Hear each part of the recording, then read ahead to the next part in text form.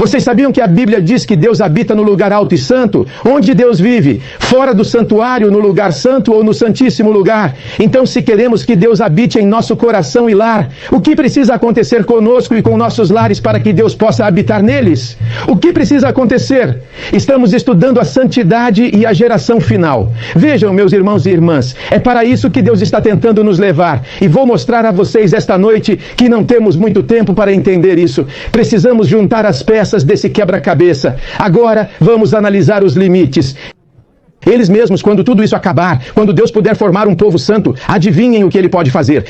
Ele pode terminar sua obra no lugar santíssimo. Ele pode sair do lugar santíssimo. E sabem o que ele vai fazer? Ele vai sair. Ele vai esmagar a cabeça de Satanás, a cabeça da serpente. Ele vai colocar os pecados no bode expiatório e encerrar o dia da expiação. E o diabo está tentando impedir essa obra. Vocês sabem que o grande objetivo de Deus é sair daquele lugar santíssimo. E sabiam que não há outra denominação que entenda o que estamos estudando hoje, exceto um pequeno grupo de pessoas chamado adventistas?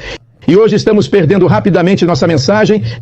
Desenvolvemos amnésia espiritual. A mensagem que Deus nos deu, embora haja mais de 20 milhões de pessoas registradas, menos de 1% conhece a mensagem original que Deus nos deu em 1844. E precisamos retornar àquele lugar santíssimo, porque veja bem, Deus está tentando produzir e preparar um povo santo que possa receber o selo do Deus vivo, que possa receber a chuva serôdia, que possa dar o forte clamor, porque existem outros povos, outros filhos de Deus e outras igrejas, pois a grande maioria do povo de Deus não está na igreja adventista do sétimo dia.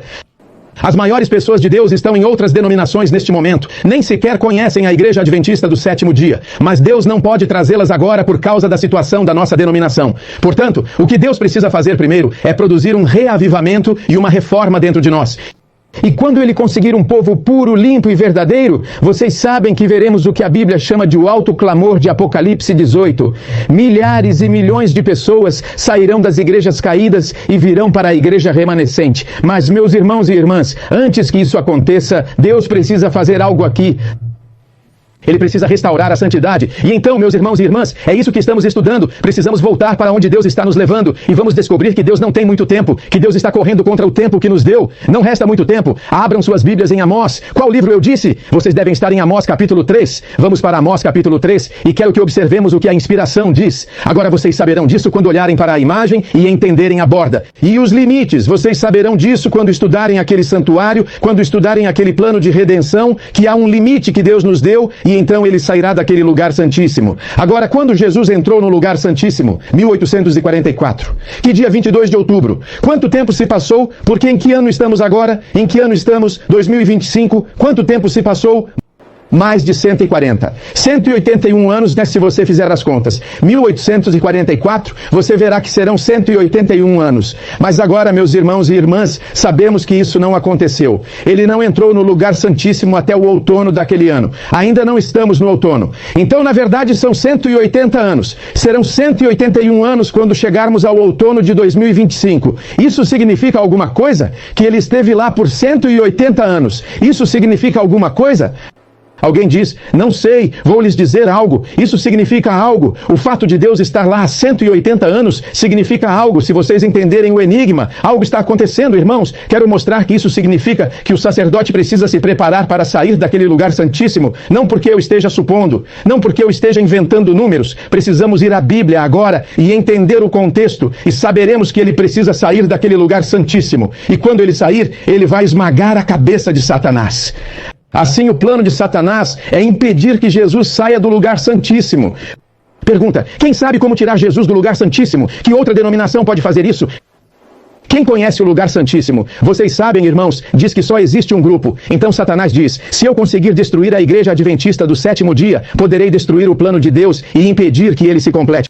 Vocês sabem, irmãos e irmãs, que perdemos isso. Deus está tentando nos trazer de volta através do estudo da Bíblia, para que possamos entender e preparar um povo antes que seja tarde demais. Agora, vamos um pouco mais além. A curiosidade nos diz que 2025 não será um ano comum. Falamos sobre santidade na geração final. Falamos sobre o que está acontecendo. A curiosidade diz que essas tempestades e tudo mais se tornarão cada vez mais frequentes e desastrosas. Vocês se lembram daquela declaração, irmãos e irmãs, em que o profeta diz, enquanto aparecendo aos filhos dos homens como um grande médico que pode ouvir todas todas as suas doenças, ele, Satanás, trará o quê? Doenças. Doenças e desastres em cidades populosas se reduzem a quê? Ruína e desolação. Mesmo agora ele, isto é, Satanás, está em ação. Como? Em acidentes e calamidades no mar e em terra. E grandes, qual é a próxima palavra? Conflagrações. O que é uma conflagração? Uma grande o quê? Fogo. E grandes conflagrações, tornados ferozes e tempestades de granizo terríveis. Qual é a próxima palavra? Em quê? Inundações. Vimos alguma inundação há poucos dias? Sim ou não? Sim. Pobres almas perderam suas vidas. Crianças, isto é obra do diabo. Diz, meus irmãos e irmãs, enchentes, ciclones, tsunamis, terremotos em todos os lugares e de mil formas. Qual é a próxima palavra? Satanás está exercendo o quê? Seu poder. Ele destrói a colheita madura e causa fome e angústia. Deixe-me dizer uma coisa. Estamos nos preparando para ver a pior fome na América e no mundo, a pior que já vimos. Há relatos mundiais chegando de todo o planeta, nos dizendo que estamos vendo... Vocês sabiam que só no ano passado a produção de alimentos diminuiu 50%? Sozinho em todos os locais de cultivo do mundo. Você pode analisar alimento por alimento. Na Espanha, as azeitonas, de onde vem a maior parte das azeitonas do país, tiveram uma queda de 50% na produção em relação ao ano passado. O trigo, a aveia... O pão, quer dizer, você pode começar a analisar a lista. O que você acha que vai acontecer com os preços dos alimentos? Alguém disse, bem, eles já subiram. Vou te dizer uma coisa, ainda não vimos nada. Estamos nos preparando para uma época de fome. É por isso que a inspiração disse que teríamos fábricas de alimentos. É por isso que a inspiração disse que seríamos capazes de cultivar nossas próprias frutas e verduras, para sairmos das cidades e irmos para o campo, onde poderíamos cultivar nossos próprios alimentos. Vejam, meus irmãos e irmãs, Deus estava tentando nos preparar para isso, não para que fôssemos egoístas, mas para que fôssemos como José. Uma fome está chegando, irmãos e irmãs, e o mundo não sabe nada sobre isso. Eles não entendem isso, mas Deus está tentando nos preparar. Agora, meus irmãos e irmãs, a inspiração diz que Satanás lançará no ar uma contaminação mortal e milhares perecerão pela pestilência. Agora vamos ler isso juntos. Essas o quê? As visitas se tornarão o quê? Cada vez mais o quê? Frequentes e desastrosas. O que você quer dizer com mais frequentes? O que isso significa com mais frequência? Então o profeta nos disse há mais de 100 anos que pouco antes da lei do sol, veríamos o ambiente começar a produzir tempestades com mais frequência. E qual é a próxima palavra? E mais desastroso. O que significa desastroso? Mais devastador e prejudicial. Agora, meus irmãos e irmãs, as tempestades de hoje estão se tornando mais frequentes e mais devastadoras? Sim ou não? Sim. Agora, para quê? Para onde tudo isso está nos levando? Diz que essas visitas se tornarão mais frequentes e desastrosas. A destruição atingirá o quê? Homens e animais. Agora vejam o que o profeta continua dizendo. Para onde isso está nos levando? Para a grande controvérsia. 589, 590. Explica para onde está nos levando. Diz, e então o grande enganador persuadirá os homens de que aqueles que servem a Deus estão fazendo o quê? Causando esses males. A classe que provocou o desagrado do céu atribuirá todos os seus problemas àqueles cuja obediência aos mandamentos de Deus é uma repreensão perpétua a quê? Agora quero que vocês entendam algo por um momento. Vamos ler isso daqui a pouco, mas quero que você entenda algo. Quero que vejamos... Meus irmãos e irmãs, neste exato momento, há quem diga que as tempestades que estão acontecendo agora, que se tornam cada vez mais frequentes e desastrosas, são obra de Satanás. Mas vocês sabem que muito em breve todos saberão e concordarão sobre a origem disso tudo? Hoje, há confusão sobre a origem dos problemas. Alguns dizem, bem, eu acho que é Satanás. Outros dizem, bem, eu acho que são os democratas. Outros ainda dizem, bem, eu acho que são os republicanos. E outros dizem, bem, eu acho que são os políticos. Alguém diz, acho que é essa pessoa que está fazendo isso. Alguém diz que estão filmando isso e aquilo, mas meu irmão disse, vou te contar uma coisa, muito em breve, todo mundo no mundo vai concordar sobre a origem das tempestades. E sabe de onde todos vão concordar? São esses 7 minutos e meio que estão causando isso. Eles vão dizer que não são as coisas que estão sendo chutadas para o ar, vão dizer que não é a estufa, vão dizer que não, que houve um mal entendido, vão dizer que o problema é que ofendemos a Deus ao violarmos o sábado dominical. E que esse pecado trouxe calamidades que não cessarão até que a observância do domingo seja rigorosamente imposta. Dirão, exatamente como disseram a Elias, que vocês são perturbadores de Israel. Agora, meus irmãos e irmãs, é melhor que entendam. Vejam, agora mesmo, quando alguém começa a falar sobre mudanças climáticas, essa pessoa dirá, você é democrata. Escutem, eu não sou democrata. Alguém dirá, ótimo, ele é republicano. Eu não sou democrata nem republicano. Vocês têm bom senso suficiente para saber disso. Deixe-me repetir, tenho bom senso suficiente para entender isso. Vejam, meus irmãos e irmãs, vocês não podem se envolver com política. Sabem que a santidade não tem lugar na política? Onde Jesus se envolveu na política? Leia a Bíblia. Alguém disse que não havia política na época de Cristo. Você sabia que a forma de governo que temos hoje veio de Roma?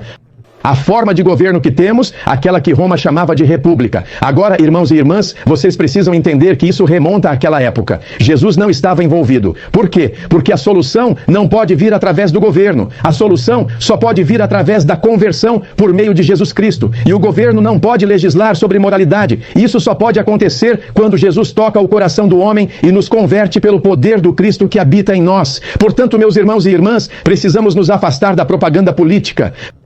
Porque alguém diz, bem, uma é a mão direita e a outra é a mão esquerda. Mas deixe-me lembrar-lhe de algo. Na política, quer se chame o indivíduo de esquerda ou de direita, ambos fazem parte do mesmo corpo.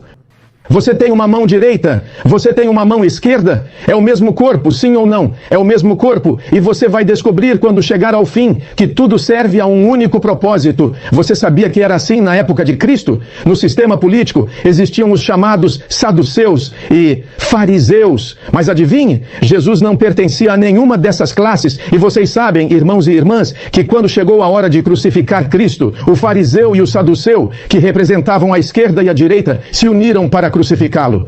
Você sabia que a esquerda e a direita no sistema político e neste governo atual se unirão para crucificar o crente e o remanescente da igreja e seremos odiados por todas as nações por causa do nome de Jesus? É por isso que Deus está tentando nos trazer de volta à santidade. Agora não nos distraiam, está tudo bem, tudo pode acontecer, não tem problema, vamos manter o foco. Pai Celestial, que nada nos distraia, o Senhor está tentando nos trazer de volta à santidade. Eu oro, querido Deus, para que, ao examinarmos essas coisas no centro do nosso estudo agora, vejamos, Senhor, que estamos muito envolvidos com o mundo. Ajuda-nos a deixar o mundo, seus costumes e práticas, e a nos tornarmos novamente peregrinos e estrangeiros nesta terra, mas embaixadores, pois nossa cidadania não é terrena, mas celestial. Abençoa-nos, querido Deus. Em nome de Jesus, amém. Sabe, o profeta diz que teremos que morrer para o mundo uma morte maior do que jamais morremos. Amém. Veja bem, amamos demais o mundo, nos identificamos demais com o mundo, mas o povo de Deus na Bíblia era peregrino e estrangeiro nesta terra. Eles sabiam que estavam apenas de passagem.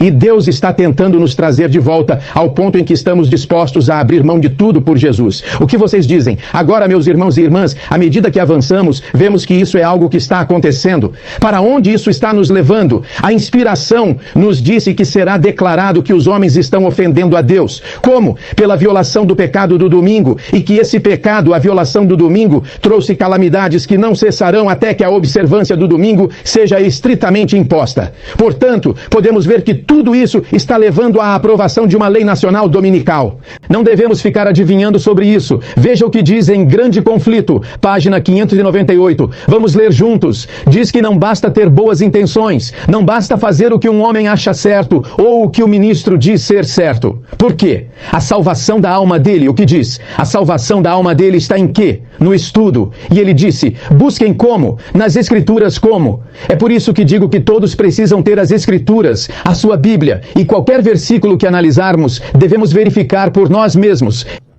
Você sabia que a Bíblia é o maior livro que temos neste universo? Nenhum livro é maior que a Bíblia. Agora diz que devemos examinar as Escrituras por nós mesmos. Por mais fortes que sejam suas convicções, por mais confiante que ele esteja de que o pastor conhece a verdade, isso não é o quê? Seu fundamento. Por quê? Vamos ler juntos. Eu adoro esta parte. Diz que ele tem um charme. Ele tem o quê? Charme. Fazendo o quê? Apontando o quê? Cada caminho marcando o caminho na jornada rumo ao céu.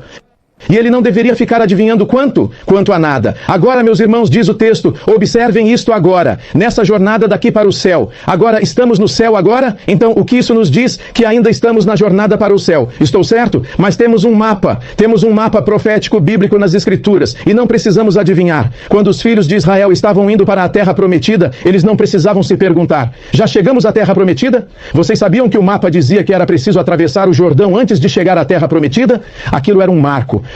O Mar Vermelho era um ponto de referência. O deserto era um marco. E você pode descer e ver esses marcos. Agora, você sabia que para chegar ao céu também existem marcos? Vou lhe contar uma coisa. 2025 é um marco. A única maneira de sabermos disso é... Alguém pergunta, como você sabe disso? Mas aqui está o que ele tem: um mapa. Isso soa como algo improvisado ou como algo que foi cuidadosamente elaborado. Ele tem um mapa que indica a importância de cada marco na jornada rumo ao céu. E, portanto, ele não deveria adivinhar. Então, se dizemos que 2025 é um marco, que não é um ano comum, que significa algo específico, não devemos ficar adivinhando. Deveríamos ser capazes de voltar às Escrituras e olhar para o gráfico nelas contido, apontando onde 2025 se encaixa na Bíblia, porque faz parte do quebra-cabeça, está na imagem. E se tivermos a imagem, podemos juntar todas as peças. Vocês querem juntar as peças, irmãos e irmãs? Amém. Louvado seja o Senhor. Parece que vocês estão prontos para estudar agora. Vejam o que está escrito. Agora, meus irmãos e irmãs, esta é a ciência do quê? Quantos gostam de astronomia? Não sei quanto a vocês, mas quando saem de casa, veem que, quando se vive na cidade, nem sempre se tem a oportunidade de ver as estrelas da mesma forma que se vê na montanha. Onde moramos, lá na montanha, assim como onde você mora, onde não há luz artificial, ao redor não há luz artificial, quando você olha para o céu, consegue ver quase todas as estrelas. Sabe, uma vez minha filha olhou para cima e apontou para mim. Ela disse: papai, olha aquilo. E eu olhei. Dava para ver a Via Láctea. Dava para ver, sabe, a névoa da Via Láctea, a galáxia. Dava para ver mesmo. Estou olhando, nossa, e dá vontade de se curvar. E meu Deus, quando você olha para o que Deus fez, é grandioso e maravilhoso. Agora, meus irmãos e irmãs, a ciência da astronomia é importante. Na astronomia, vocês podem ver coisas que normalmente não têm a chance de ver a olho nu. Vocês gostam de astronomia? Sim! Essa é uma das coisas que eu deveria amar. Meu professor, antes de falecer, amava astronomia. Mas agora, meus irmãos e irmãs, esperem um minuto. O que ele está observando em sua astronomia?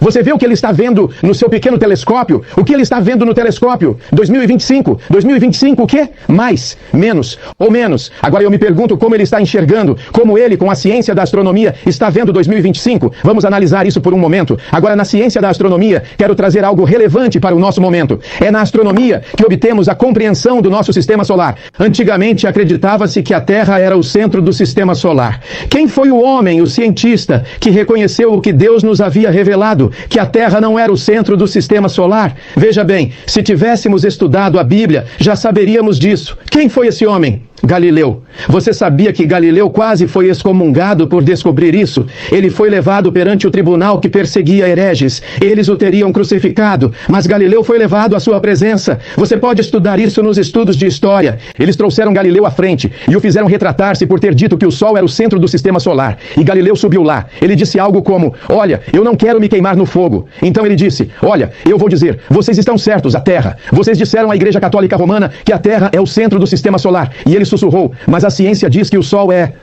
Meus irmãos e irmãs, vocês sabiam que através da astronomia não só descobriram que o Sol é o centro do universo, como também determinaram quantos planetas existem no nosso sistema solar? Alguns dizem 9, outros 8, alguns 10, outros ainda. Mas quando se trata de astronomia, vamos considerar a abordagem da NASA. E aqui na NASA, eles dizem que o nosso sistema solar tem 8 planetas. O motivo de chegarmos a 9 é que existem outros planetas anões que foram identificados. Mas no geral, o nosso sistema solar tem 8 planetas.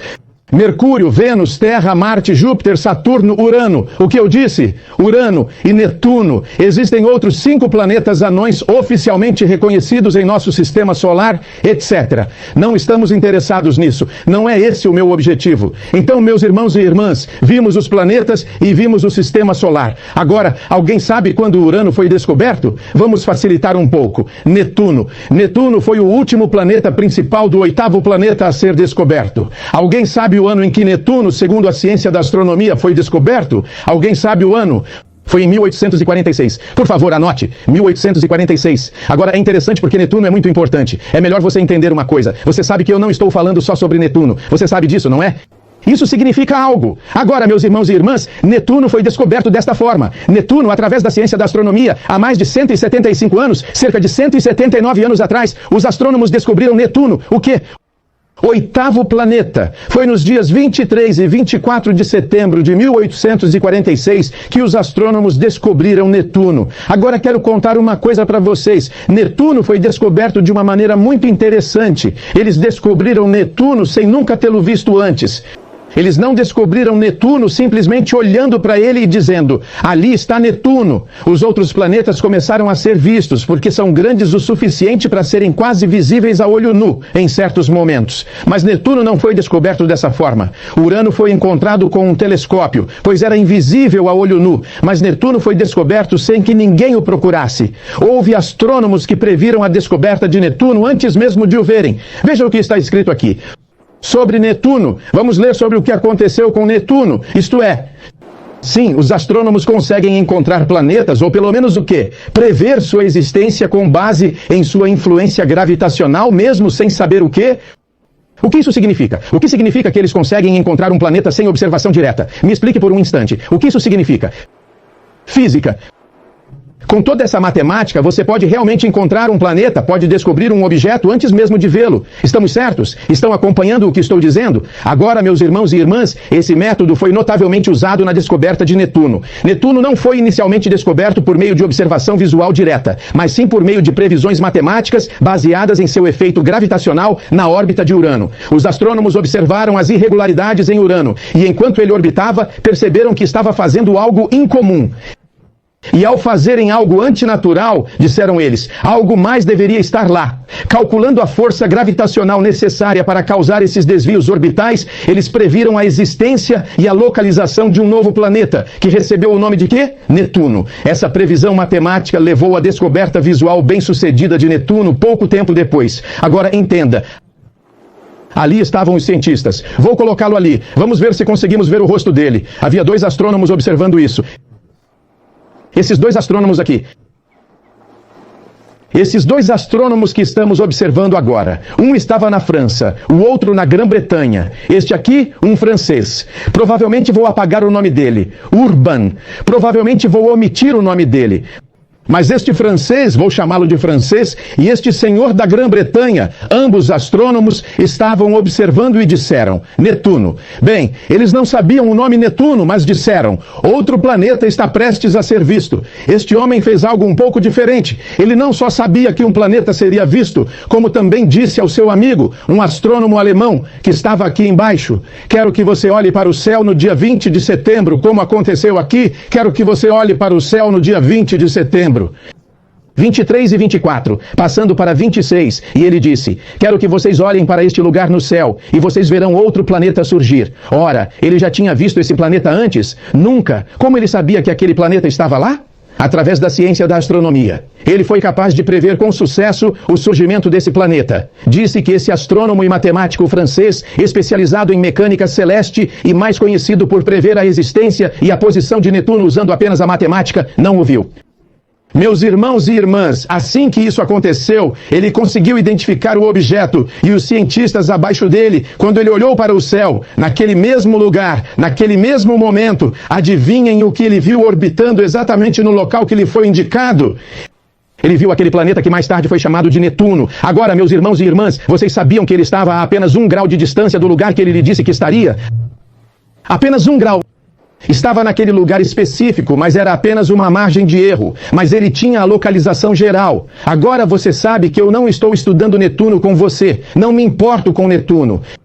Estou estudando com vocês sobre o ano de 2025, mais ou menos. Agora, meus irmãos e irmãs, vocês sabiam que existe outra ciência? Não apenas a ciência da astronomia, mas sabiam que a inspiração chama algo de ciência da profecia? Na ciência da profecia, podemos identificar coisas antes mesmo de as vermos. Agora, meus irmãos e irmãs, entendam o que o profeta diz a respeito disso. No volume 5 dos Testemunhos, página 708, o profeta diz, como povo somos chamados para sermos estudantes de profecia individualmente. Esta é a ciência da profecia. Devemos observar com atenção para discernirmos o quanto de luz Deus nos revelará. Deus está nos enviando luz, irmãos e irmãs. O que está acontecendo na América, a luz chegou até nós. O que está acontecendo com a eleição presidencial, a luz chegou até nós. O que está acontecendo com o Papa, a luz chegou até nós. O que está acontecendo na economia, a luz chegou até nós. O que está acontecendo no meio ambiente, a luz chegou até nós. Disse que podemos discernir qualquer raio de luz que Deus nos revelar. Devemos captar o quê? Alguém me explica. Os primeiros vislumbres da verdade. A primeira palavra brilha sobre nós, desponta sobre nós, e através do estudo em oração, podemos obter uma luz clara, que pode ser levada aonde? A outros. Agora, meus irmãos e irmãs, vou lhes dizer algo. Vocês sabiam que antes de 2020, muito antes de 2020, estávamos viajando de estado em estado, de nação para nação, de país para país, e nós íamos dizendo às pessoas que em 2020 uma crise iria começar. Você pode acessar a internet, você pode ver isso hoje mesmo. Estávamos dizendo a algumas pessoas aqui que estávamos estudando juntos e conversando sobre algo que estava prestes a acontecer em 2020, com base nas profecias. Nunca vimos 2020 ainda, mas sabíamos antes que acontecesse, não por invenção, mas pela ciência da profecia. Assim como na astronomia, mesmo sem observação visual, você pode saber onde vai ver algo se entender a ciência. Então você entende o que estou dizendo? Eles conseguiram encontrar Netuno dessa forma, um corpo físico, sem nunca o terem visto fisicamente. E então chegou o ano de 2020. Agora, meus irmãos e irmãs, vou lhes dizer algo. Vocês sabiam que assim como 2020 marcou o início do fim, sabiam que essa mesma ciência da profecia, antes deste ano, estava viajando pelo mundo todo novamente, e começamos a dizer às pessoas que 2025, mais ou menos, marcaria o início de coisas estranhas acontecendo no mundo e na igreja? Você sabia que no primeiro mês, e não estamos inventando isso, Deus nos deu um mapa indicando cada ponto de referência na jornada rumo ao céu? E o que não devemos fazer? Adivinha o quê? Nada. Este não é um ano comum. Meus irmãos e irmãs, a inspiração nos revelou isso. Aliás, a Bíblia diz a mesma coisa. Leiam Amós capítulo 3. Estão aí? Amém. Leiam Amós capítulo 3 agora. E vamos ler juntos. Amós 3. Porque tudo o que o profeta diz, adivinhem, a Bíblia diz. Vocês acreditam nisso? Dizem que ainda existem pessoas no Tennessee, em Greenville precisamente, que ainda acreditam no espírito de profecia. Será que estão me dizendo a verdade? Agora vejam o que a Bíblia diz. Amós capítulo 3. E Amós 3, vejam o que a Bíblia diz. Vamos ler juntos. E versículo 7. Amós 3, versículo 7. O que a Bíblia diz no versículo 7? Diz, certamente o quê? O Senhor Deus não fará nada antes de revelar o seu segredo aos seus servos. O quê? O quê? Então, se acreditamos na Bíblia, certamente Deus não fará nada, além de revelar o seu segredo aos seus servos. O quê? Então, se estamos estudando os profetas antigos, o Antigo Testamento, o Novo Testamento, os profetas modernos e o espírito de profecia, se estudarmos os profetas, não seremos surpreendidos pelos acontecimentos futuros, porque certamente o Senhor Deus não fará nada. A Bíblia diz, eu lhes digo antes que aconteça, para que quando acontecer vocês creiam. Deus nos deu profecias, irmãos e irmãs, para que possamos ter certeza delas. Mesmo antes de as vermos, Deus nos deu vislumbres e luz para que possamos entender o que está para acontecer. Agora, meus irmãos e irmãs, abram em Romanos 13. Que livro eu disse? Vá para Romanos 13. Abra sua Bíblia em Romanos 13. Quero que você veja. Vá para Romanos 13. Vá para Romanos 13. Agora você e eu, enquanto estudamos isso juntos, veremos que a inspiração nos diz algo muito específico aqui. Você vai para Romanos capítulo 13. A inspiração nos diz que ao começarmos a examinar a ciência da profecia, começaremos a entender algo muito específico. Agora veja o que o profeta diz a respeito disso. Em Primeiros Escritos, página 67, anote isso. A inspiração nos diz que o que outros levaram anos para aprender, nós aprenderemos em poucos meses. Bem, estamos levando anos para aprender. Teremos que aprender em alguns meses. E vou lhes dizer uma coisa. Em 2025, nunca estivemos em um momento tão preciso quanto estes poucos meses em que você e eu estamos agora. E vamos provar isso sem sombra de dúvida, pela graça de Deus. Vamos um pouco mais longe. Agora acho que estamos na quinta série. Estamos na quinta série. Muito bem, vamos um pouco mais longe. Vejam o que diz aqui. Diz que 40 anos após sua publicação inicial, um estudo chamado Limites do Crescimento se mostra assustadoramente profético. Diz o seguinte, se a civilização continuasse em seu caminho de consumo crescente, a economia global entraria em colapso em que ano? 2030. Em 2030, haveria perdas populacionais e, de modo geral, as coisas desmoronariam. Isso foi citado na revista Popular Science, uma publicação científica não religiosa que abordava o tema do pensamento humano. Falaremos mais sobre isso amanhã. Mas, conforme relatado pela emissora australiana, o modelo levou em consideração tendências em que? Níveis de poluição. O que mais? Crescimento populacional. O que mais? A quantidade de quê? Recursos naturais e a qualidade de vida em geral. Agora, alguns de vocês talvez já tenham ouvido falar desse modelo, mas houve um estudo chamado Limites do Crescimento, no qual cientistas se reuniram e analisaram certos fenômenos utilizando dados como poluição e população. Eles não estavam inventando números, estavam usando dados reais, informações, evidências e recursos naturais. A questão é, os recursos naturais são infinitos? Temos um limite para a quantidade de água que temos? Temos um limite para a quantidade de ar que temos? Temos um limite para a quantidade de comida que temos? Sabe, às vezes pensamos nos recursos como infinitos, mas eles não são. Quando você entender isso, perceberá que a Terra tem que ter um limite, baseado apenas nesse conceito. Agora, pense nisso por um momento. Se eu tivesse um saco de laranjas com 50 laranjas dentro, quantas laranjas haveria no saco? 50 laranjas. Bem, deixe-me dizer uma coisa. Mangas são a minha coisa favorita. Mangas são a minha fruta favorita. Então, digamos que uma sacola com 50 mangas. Essa seria uma boa sacola. 50 mangas nessa sacola. Agora, se eu começasse a comer essas mangas, e você percebe que eu levo aproximadamente 1 minuto para comer uma manga. Quantos minutos para comer uma manga? Apenas 1 minuto para uma manga. Isso é rápido. Essa manga também estava boa. Doce. Agora, imagine, 40 mangas já foram. Quantas mangas sobraram? 10. Agora, me disseram em Greenville que você também sabia matemática. Estou testando você. Me disseram no Tennessee que eles são bons em matemática. Vou testar você. Sobraram 10 mangas. Agora, quanto tempo leva aproximadamente para comer uma manga? 1 minuto. Então, quantos minutos aproximadamente até eu terminar o pacote? 10 minutos. Certo, digamos que sejam 7h30. E eu começo a comer as últimas 10 mangas às 7h30. Mais ou menos a que horas eu terminaria? Ah, você que cronometra tudo.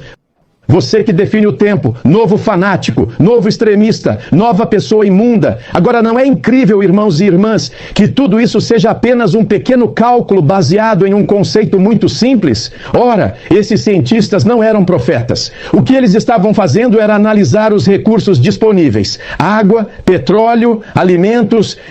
A população que estamos analisando foi inserida em um computador chamado Mundo 1, Mundo 3, e este é o Mundo 1, meus irmãos e irmãs. Esse era o nome do computador, e eles inseriram todas essas informações, e adivinhem o que descobriram? Fizeram exatamente o que nós fizemos. Assim como existem recursos como água, comida e petróleo, e eles chamam isso de pico do petróleo, mas algo parecido com isso. Eles colocaram tudo isso no computador, juntaram as informações e descobriram que, se considerarmos todos esses fatores, 2020 será o primeiro marco em que começaremos a ver uma mudança na sociedade naquele momento.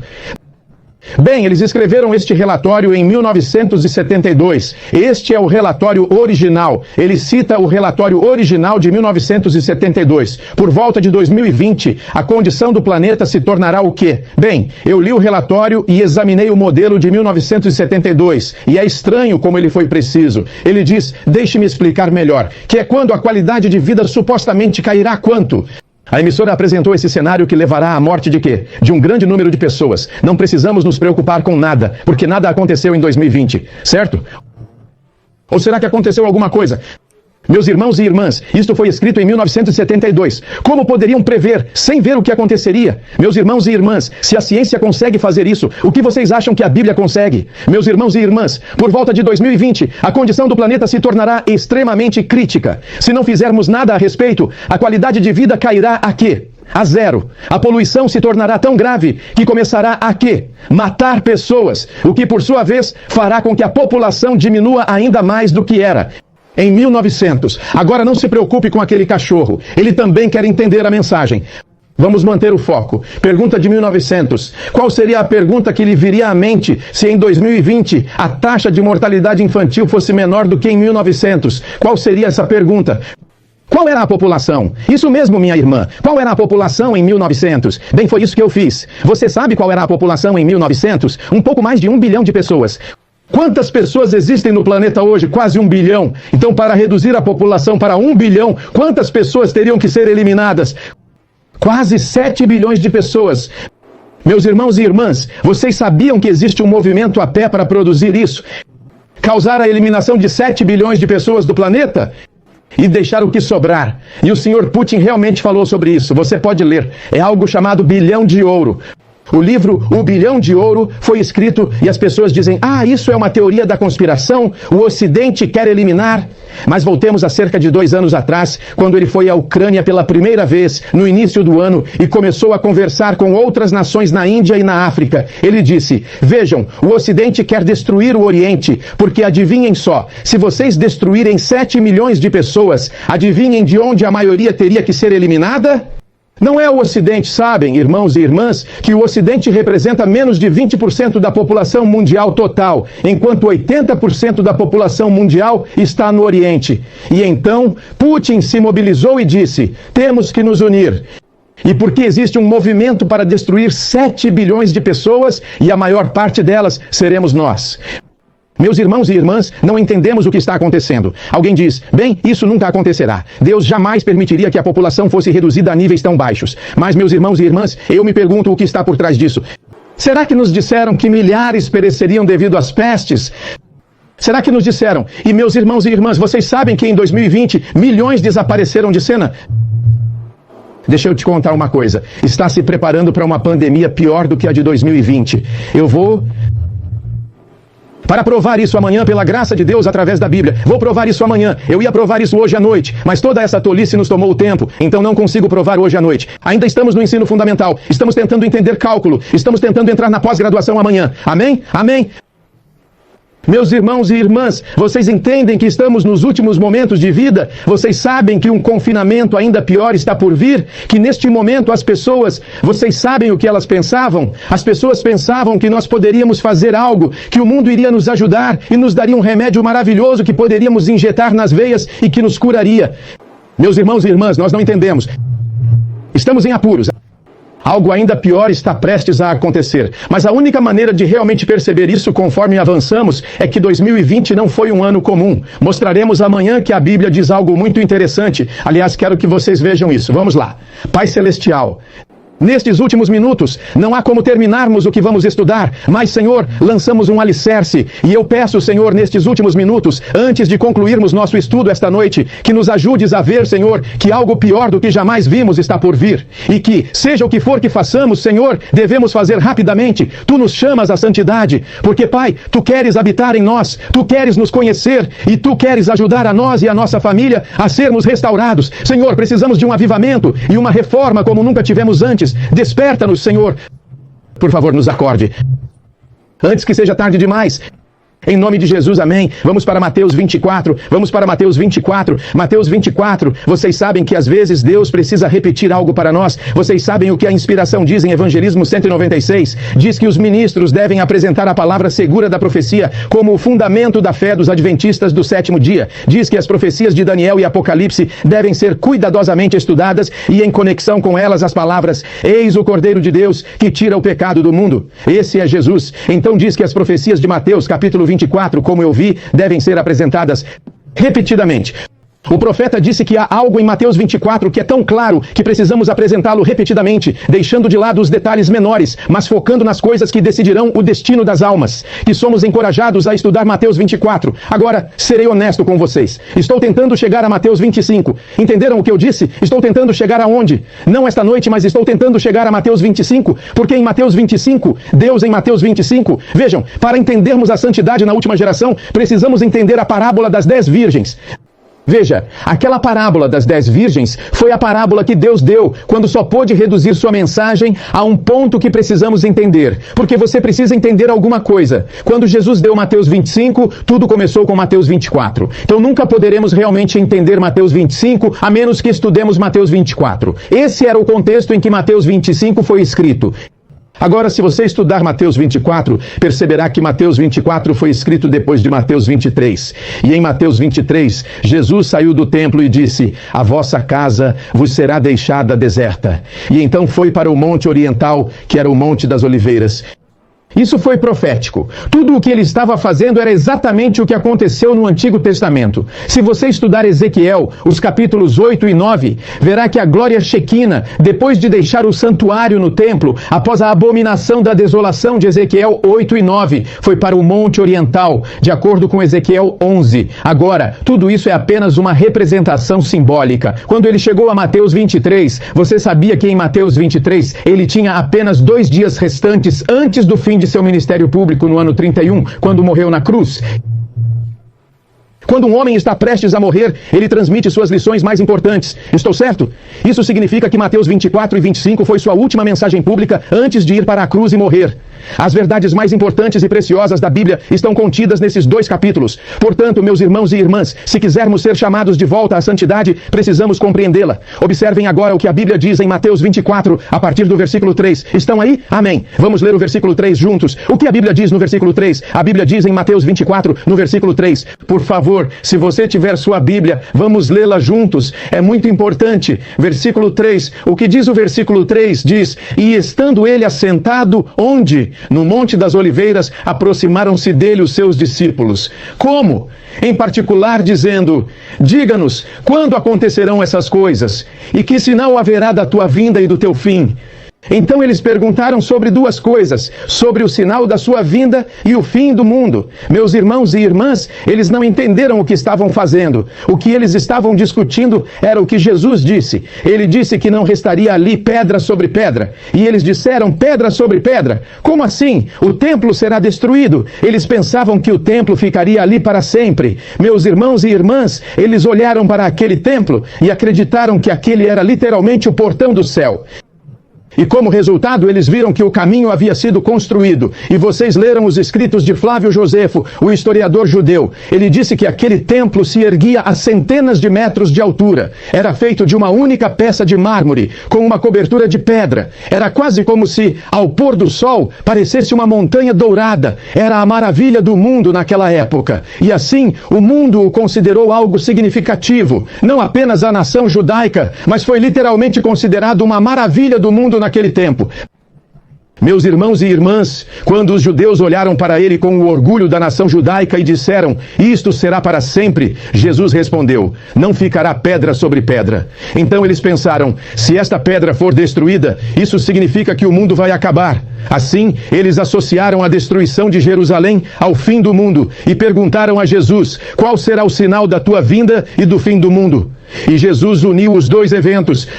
Assim, em sua lição, ele lhes apresentou os eventos que levariam não apenas à destruição de Jerusalém, mas também ao fim do mundo. E ele lhes deu sinais para o fim do mundo. Agora, observe a primeira coisa que ele diz. Versículo 4 diz: e Jesus respondendo disse-lhes: atentai para quantos? Ninguém vos enganará. Versículo 5: porque muitos virão em meu nome dizendo: eu sou o Cristo, e enganarão a muitos. Versículo 6: vamos ler juntos. E ouvireis falar de quê? Agora observem o versículo 6. O versículo 6 diz: vocês ouvirão falar de guerras e rumores de guerras. Será que diz guerras no plural ou no singular? Guerras e rumores de guerras. Agora, meus irmãos e irmãs, quero lhes fazer uma pergunta. Quando a Bíblia fala em guerras e rumores de guerras, não houve guerras desde a época de Cristo até os dias de hoje?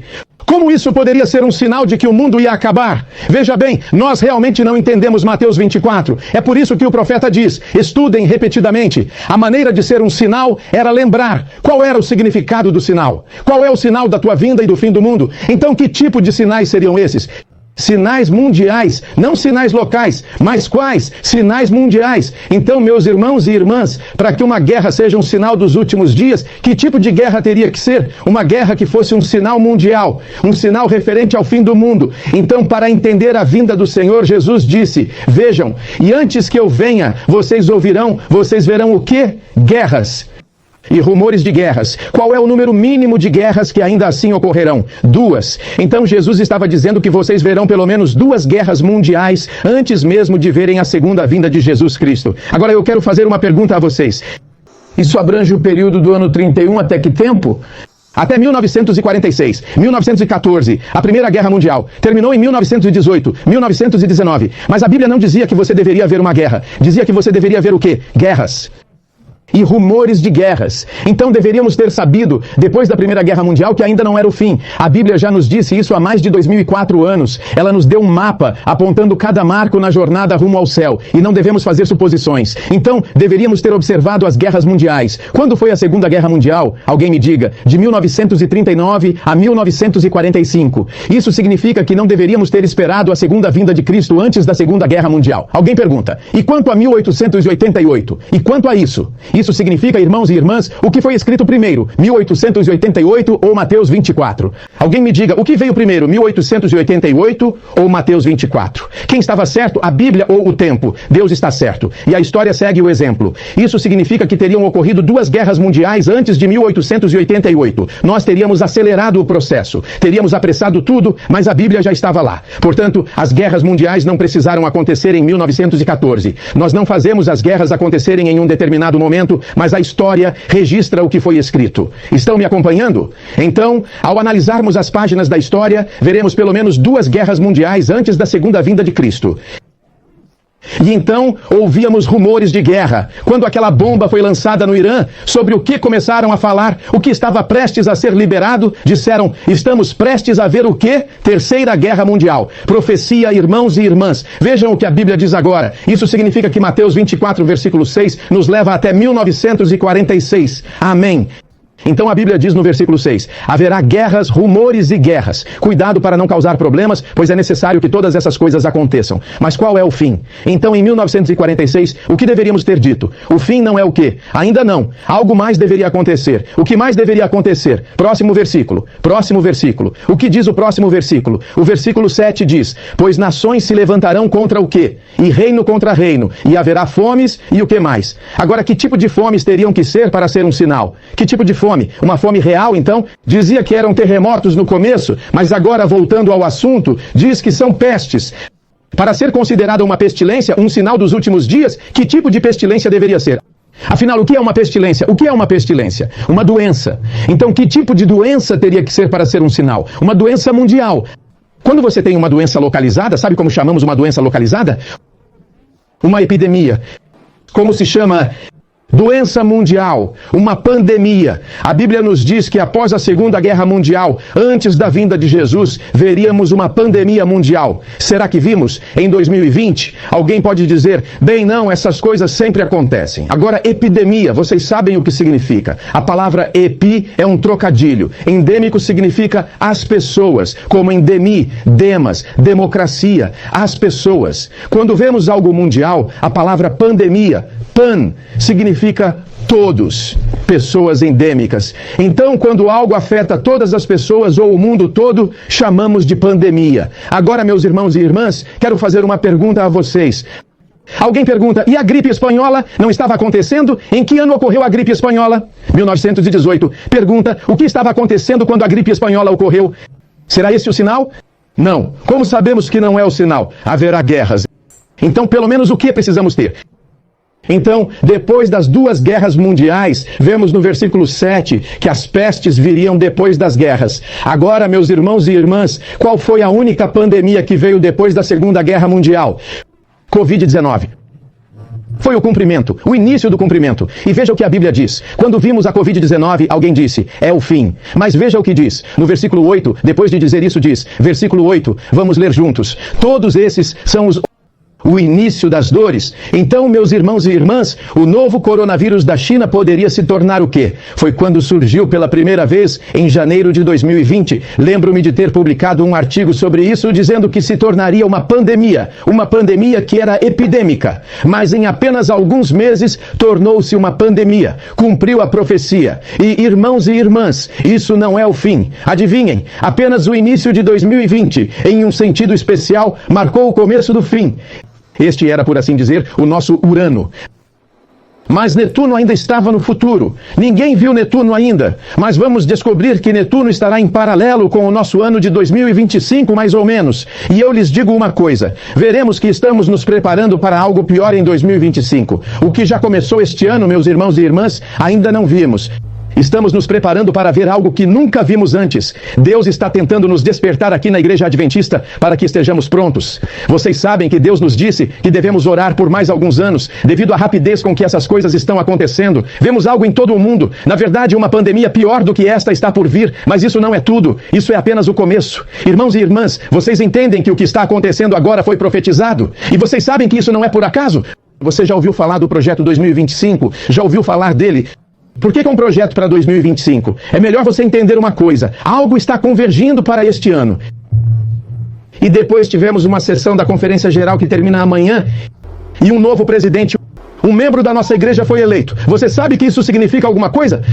Você sabia que em 2020 a pandemia impediu pela primeira vez a realização da Conferência Geral? Você sabia que durante a Segunda Guerra Mundial a Conferência Geral ainda se reunia? Mas vocês sabiam, irmãos e irmãs, que pela primeira vez a pandemia interrompeu as eleições? E há um motivo pelo qual Deus impediu aquela eleição naquele momento. Amanhã começaremos a juntar as peças e entenderemos a realidade de termos um novo presidente. Não estou falando mal dele, mas quero que entendamos algo. Isso tem um significado profético. E veremos que isso nos provará que Jesus está prestes a deixar o lugar santíssimo. Ele está prestes a partir, eu lhes prometo. Mostraremos a vocês, pela graça de Deus e pela palavra de Deus, que Ele está se preparando para deixar o lugar santíssimo. E vou ser sincero com você. Nenhum de nós está pronto. Nenhum de nós está pronto. E a razão pela qual Deus realiza esses encontros aqui em Greenville, Tennessee, é para que você e eu possamos nos preparar. E sabem para o que Ele está nos chamando? Ele está nos chamando à santidade. Quero me preparar para encerrar. Quero me preparar para encerrar. 2025 é o começo. Falaremos sobre isso amanhã. Falaremos sobre isso amanhã. Estou me encorajando a falar sobre isso amanhã. Indo um pouco mais além, vou lhes dizer algo. Sabiam que até o próprio diabo sabe que 2025 não é um ano comum? Vocês sabiam, irmãos e irmãs, que o próprio diabo disse que 2025 não seria um ano comum? Nós vamos mostrar a vocês. E vamos mostrar porque eles sabem. E sabem como? Vamos mostrar que o diabo sabia disso estudando a Bíblia. Você sabia que Satanás, através do ocultismo, disse que... deixe-me colocar isso aqui de novo por um momento. Deixe-me colocar isso aqui de novo. Deixe-me colocar isso aqui de novo. Eu sei que você está pronto para ir, mas eu preciso te mostrar isso. Eu preciso te mostrar isso. Agora veja isto, veja o que está escrito. Vimos o começo e o fim, agora veja o que está escrito. Voltaremos. Este é um livro que foi escrito. E diz 2025 e o quê? Ensinamentos Mundiais. Esse é um livro escrito há muitos anos. Eles obtiveram os documentos desse livro de 1946. Agora, meus irmãos e irmãs, vejam o que está escrito. Vou ampliar para que vocês possam ver. A cada 100 anos, nossa hierarquia espiritual se reúne para decidir o destino da humanidade. A cada 100 anos. Bem, este livro remonta a 1425. Então, a cada 100 anos eles se reúnem. Em 1425, eles se reuniram. Qual seria a próxima vez que se reuniram? 1525. E a próxima? 1625. E a próxima? 1725. E a próxima? 1825. E a próxima? 1925. E a próxima? 2025. Diz que a cada 100 anos, nossa hierarquia espiritual se reúne para decidir o destino da humanidade. Ou seja, no dia 25 de cada século, essa tal hierarquia espiritual se reúne. Eles decidem o que vai acontecer a partir do dia 25 até os próximos 100 anos. Entende o que estou dizendo? Então, a partir de 1925, eles decidiram o que aconteceria em 1925 e continuariam assim até 2025. E então, uma nova reunião precisa acontecer. Portanto, agora tudo está prestes a mudar. Este livro, veja o que diz. Este livro faz o quê? Espere um minuto. Esse livro não tem mapas. Deixe-me mostrar o verdadeiro livro de mapas. Este livro tem um mapa indicando cada ponto de referência na jornada rumo ao céu. E não devemos adivinhar nada. Agora, Satanás tem um livro falsificado. E o gráfico dele, ele fala sobre isso. Ele diz, nos encontraremos. Agora vejamos o que eles dizem. Esses 3 reconhecimentos devem ser evidenciados pela humanidade e afetar o pensamento e a ação humana se quisermos que a destruição total da humanidade seja o quê? Evitada. Eles devem formar o tema de todo o trabalho de propaganda a ser feito durante as próximas décadas até o ano de quê? 2020. 25. Agora observe o que está escrito. Esta é a editora original que publicou o livro. Veio de onde? Não lhe soa familiar? Lucis. O que lhe parece familiar? Lucis. Lúcifer. Aliás, se você já viu isso antes, deixe-me contar o que aconteceu com Alice Bailey. Deixe-me ver quem já ouviu falar de Alice Bailey. Em 1923, você pode pesquisar sobre ela. Em 1923, com a ajuda de Foster Bailey, Alice Bailey fundou a Escola Arcana, que faz parte do Lucis Trust. Esta escola oferece ensino por correspondência, instrução em meditação e estudo guiado com base em seus escritos. Bailey continuou a trabalhar até sua morte. Em que ano? 1949. Portanto, ela escreveu mais de 20 livros. Antes de 95, ela estava muito envolvida com o ocultismo, o espiritualismo e as sociedades secretas. Agora, dizem que a confiança é frouxa. Não que eles queiram mudar o nome, porque naquela época não podiam revelar o verdadeiro nome. Deixe-me mostrar o nome verdadeiro. Lucis Trust, anteriormente conhecida como Lucifer Publication Company. Agora você consegue imaginar? Deixe-me ver de onde veio esse livro. Lucifer Publication Company e o Fuse. Eu não vou ler esse livro. Então, diz que era o fundo fiduciário mais frouxo e sabia que éramos burros o suficiente para não saber o que era o Lucis Trust. Então, esta é uma organização sem fins lucrativos incorporada nos Estados Unidos em 1922 por Alice Bailey e seu marido Foster Bailey, para atuar como um fundo fiduciário para a publicação de 24 livros de filosofia esotérica e oculta. Ela colocou tudo nesses livros. 2025 é uma das compilações de seus livros e se chama 2025 e o Instrutor Mundial. Agora vamos ver do que se trata. 2025. Se você ouviu falar de 2025 e o Instrutor Mundial, em quem você pensa ao ouvir isso? Jesus. Adivinhem só, neste livro eles estão falando sobre quando Cristo retornará. Veja o que está escrito. A palestra a seguir foi apresentada em um seminário no dia 25 de junho de 2018.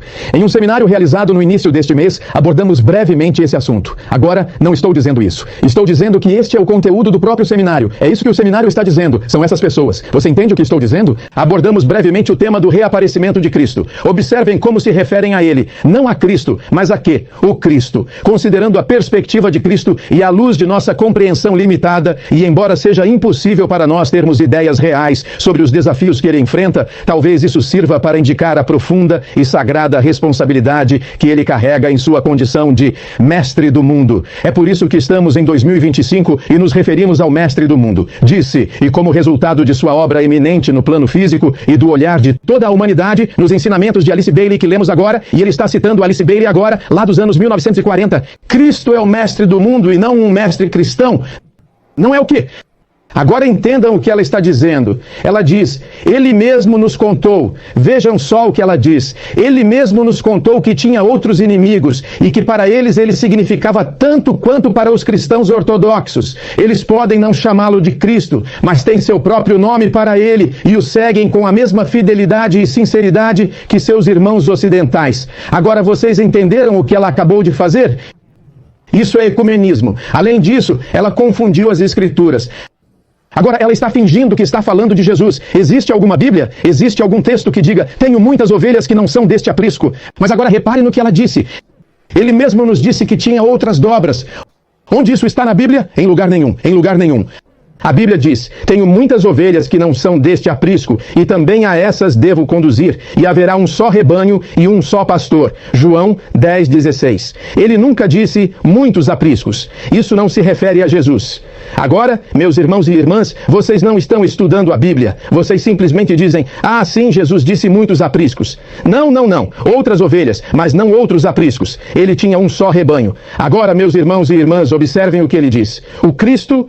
Na verdade, ela é uma grande amiga da família humana, demonstrando amor incondicional e profunda compaixão. Ela mistura verdade com erro e continua falando. Talvez neste seminário possamos começar a entender nosso papel e o trabalho da família humana, preparando-a para o seu reaparecimento em um futuro próximo. Para o que eles estão se preparando? Para o reaparecimento de Cristo em um futuro próximo. Agora, observem o que eles dizem. Este período de preparação. Preparação para quem? Este reaparecimento de Cristo. Aproximadamente de quantos anos? De 1946 a 2025. É chamado de período de preparação para o retorno de Cristo pelo próprio Satanás. Diz, adivinhe como chamam isso? Um período relativamente curto foi denominado de estágio precursor. Então ele diz que os anos de 1946 até 2025 são o prenúncio do reaparecimento de Cristo. Mas depois de 2025, eles devem esperar que o Cristo, o mestre mundial, apareça em cena. Meus irmãos e irmãs, não é de Cristo que estamos falando. É o quê? Satanás, o anticristo. Vejam só isso agora. A profetisa fala sobre isso? Observe agora. A profetisa está falando sobre o quê? Sociedades secretas. O profeta diz que o mundo é um teatro. Os atores, os habitantes estão se preparando para representar seu papel em quê? O último dos seus encantos. Veja, tudo isso é uma peça do quebra-cabeça. Diz que, com as grandes massas da humanidade, não há unidade, exceto quando os homens se confederam para alcançar seus propósitos egoístas. Deus está observando que seus propósitos em relação aos seus súditos rebeldes serão cumpridos. O mundo não foi entregue nas mãos dos homens, embora Deus esteja permitindo que elementos de confusão e desordem prevalecerão. Por quanto tempo? Por quanto tempo? Um período, um pouco de tempo. Veremos esse tempo. Diz que um poder das profundezas está trabalhando para provocar as últimas grandes cenas do drama. O que Satanás está fazendo? Vindo como Cristo e trabalhando com toda a insensatez da injustiça e com aqueles que se unem em sociedades secretas. Então a profetisa nos disse que as sociedades secretas estariam trabalhando para preparar o mundo para o retorno do anticristo. E disse que o período de preparação seria entre 1946 e 2025. E sabe de uma coisa? Estamos aqui. Vou te contar uma coisa. Se o diabo diz 2025, e os homens de pensamento dizem 2025, e os historiadores dizem 2025, e os economistas dizem 2025, e a Bíblia e o Espírito de profecia, isso me diz que estamos vivendo um momento extraordinário. E o que faremos amanhã é estudar a Bíblia. Veremos não apenas o que o diabo diz, porque ele sabe que tem pouco tempo. Veremos o que dizem os escritos dos profetas. E veremos pela graça de Deus que se alguma vez houve um momento para nos tornarmos como Jesus, esse momento é agora. Meus irmãos e irmãs, quero concluir. Entendem por que isso é sério? Sim ou não? Entendem, irmãos e irmãs? Vamos passar esse. Quero chegar a um ponto final agora. Descobriremos isso. Voltaremos ao fato de que não há aqueles que sentem que isso pode continuar para sempre. Bem, quando você entra no santuário, descobre que isso não pode continuar para sempre, que há um limite. Estou certo ou errado? Há um limite. Descobriremos que o santuário nos leva por toda a Bíblia e nos mostra esses ciclos de 7. E conhecemos o ciclo de 7. E na Bíblia, a Bíblia nos dá uma história de 7.000 anos no plano de redenção. Estou certo?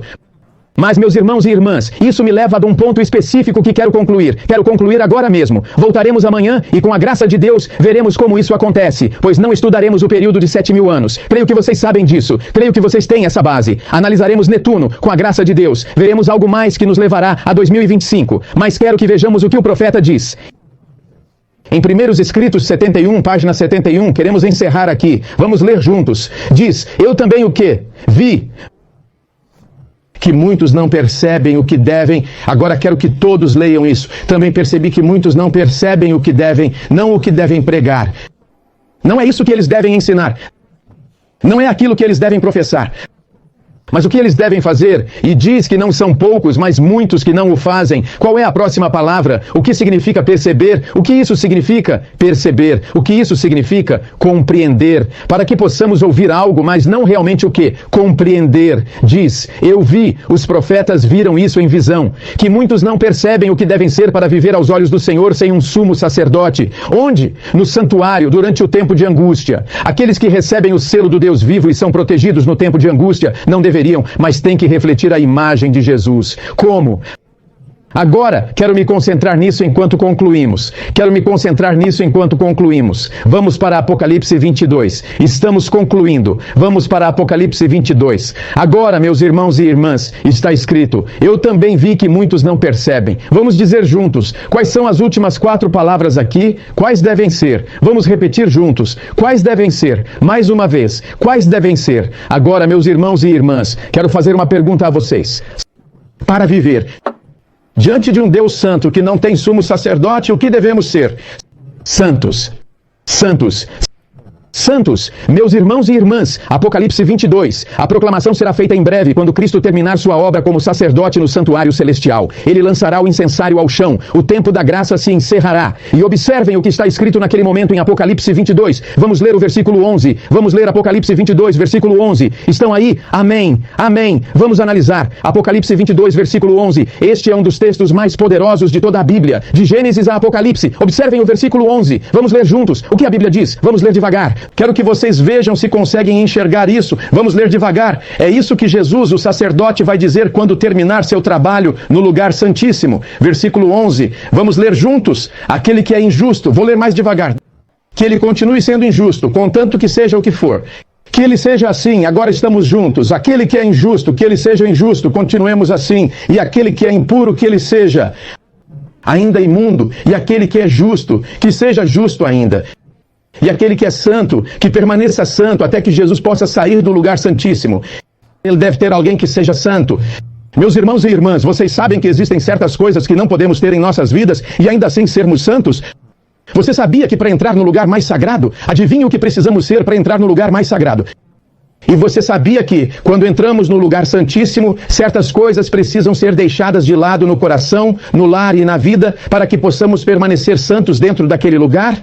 Jesus disse: sede, pois, santos como eu sou santo. Vocês sabem que o santuário é o caminho da santidade? É para nos mostrar. Agora quero te fazer uma pergunta. Você acha possível que exista algum tipo de dieta que possa me tornar impuro? Quando Daniel disse, não me contaminarei. Posso ser impuro e santo ao mesmo tempo? Será que existe algum tipo de vestimenta que possa nos tornar profanos? Será que existe alguma forma de música que não seja sagrada? Será que existe alguma forma de ensinamento que não nos conduza à santidade? Meus irmãos e irmãs, será que realmente conseguiríamos guardar o sábado? Se não formos santos, a Bíblia diz, lembra-te do dia de sábado para o santificar. E eu vou te dizer, o mais importante é isto. Será que podemos conhecer a Deus como um amigo próximo, íntimo e pessoal, se não formos santos? Você sabe o que a Bíblia diz? Sem santidade, ninguém verá o Senhor. Alguém diz, quero vê-lo, porque veja bem, você sabe que se não virmos Jesus, jamais seremos transformados à sua imagem. A Bíblia diz que ao contemplá-lo, nós nos transformamos, e se eu não puder vê-lo, a Bíblia diz que para conhecer a Deus, precisamos vê-lo, que precisamos vê-lo e conhecê-lo, que você não pode conhecer a Deus, a quem você não pode ver. E a Bíblia diz que sem santidade não podemos ver a Deus. Meus irmãos e irmãs, vocês sabem que o único caminho para a salvação é ver Jesus. Você se lembra de quando no deserto, durante a jornada, eles foram mordidos por serpentes? Lembra disso? E a serpente os mordeu. E morriam pela mordida de uma serpente. Esta razão demonstra que não havia uma tenda sequer onde não houvesse alguém morrendo. Qual foi a solução? Uma serpente de bronze foi erguida. E foi erguida bem alto no ar. E a salvação veio. Ao olhar, a pessoa viveria. Ao ver aquela serpente de bronze morrendo ali naquele poste, ela veria algo que lhe traria a cura para a picada da cobra. Vocês entendem o que estou dizendo? Mas vocês sabem que isso só acontecia se você visse algo para ser salvo? Vocês sabem, irmãos e irmãs, que se eu não puder ver Jesus, se eu não puder ver o Senhor, não há salvação. E a Bíblia diz, sem santidade não posso ver o Senhor. E com isso quero dizer que não se trata do físico, do visível. Meus irmãos e irmãs, essa palavra ver, nós a veremos claramente na Bíblia amanhã. Significa apenas, ver significa conhecer. Então, em outras palavras, está me dizendo que ninguém pode conhecer a Deus sem santidade. E eu não sei quanto a vocês, mas eu quero conhecer a Jesus. Portanto, tudo o que não está presente em minha vida, ou tudo o que está presente em minha vida que me impede de ser santo, quero sacrificar a Jesus. Você precisa decidir isso agora mesmo. Senhor, não importa o que seja, seja na alimentação ou no vestuário, na música ou na adoração, na maneira como passo o meu tempo no meu relacionamento, no casamento ou no lar, seja o que for, Senhor, mostre-me o que há em minha vida que não é santo e leve-o embora. Eu quero santidade. O que você diz? E é por isso que estamos estudando a santidade na última geração. Por quê? Porque se você quer Jesus em seu coração, Jesus só habita em um lugar santo. Ele não permanece no pátio externo. Ele não vive no lugar sagrado, ele vive no... Mas não apenas aí, você sabe que se você e eu deixarmos Jesus santificar nossos corações, ele viverá em nossos corações. E na nossa casa, do que você diz? Você o quer em seu coração esta noite? Louvado seja o Senhor, vamos orar.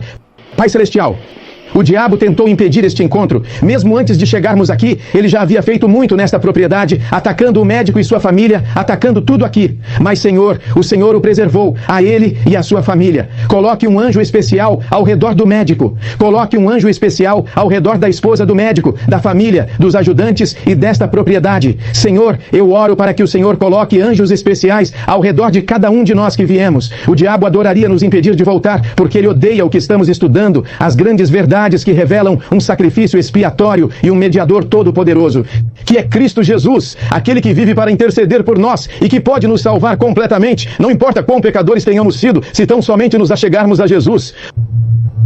Os mais degradados e pecadores podem se tornar santos, não se santificando por si mesmos, mas vindo a Jesus. Senhor, eu te imploro, faze algo por nós que transforme nossas vidas. Não nos deixes continuar os mesmos, não nos deixes apenas receber informações. Tu queres que sejamos convertidos. Tu queres que sejamos salvos, que experimentemos um reavivamento e uma transformação de dentro para fora, para que nunca mais sejamos os mesmos. Faze isso por nós, Senhor, nestas próximas horas. Agradecemos, pois pedimos isso em nome de Jesus. Amém. Antes de encerrarmos, gostaria de lhe fazer uma pergunta. Você está feliz por ter vindo? Você aprendeu alguma coisa? Quer aprender mais amanhã?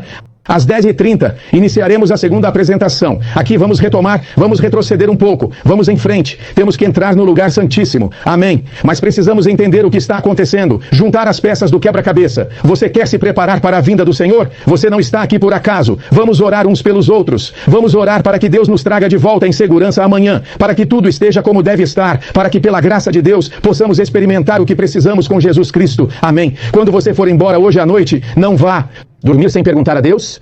Existe algo impuro em meu coração e em minha casa?